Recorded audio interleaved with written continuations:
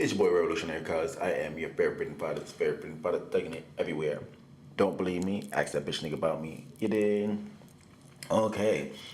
Meek Mills and brought motherfucking Trick Daddy dollars from the motherfucking dead. Trick Daddy got that new hit single called Smooth Sailing.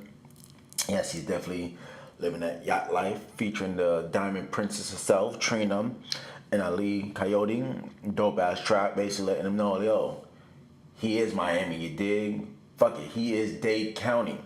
Florida, stand the fuck up. Don't let these out of town niggas come out here and try to disrespect your city, your town, your state, nigga. That's a 10-20 life state, my nigga. That means out there really gooning for real, nigga.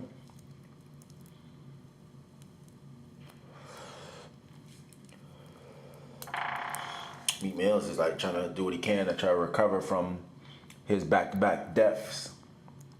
But it's all good though. Tell me what you think. Don't forget to subscribe, like, share, comment. Till next time, smoke one for your boy. Triples.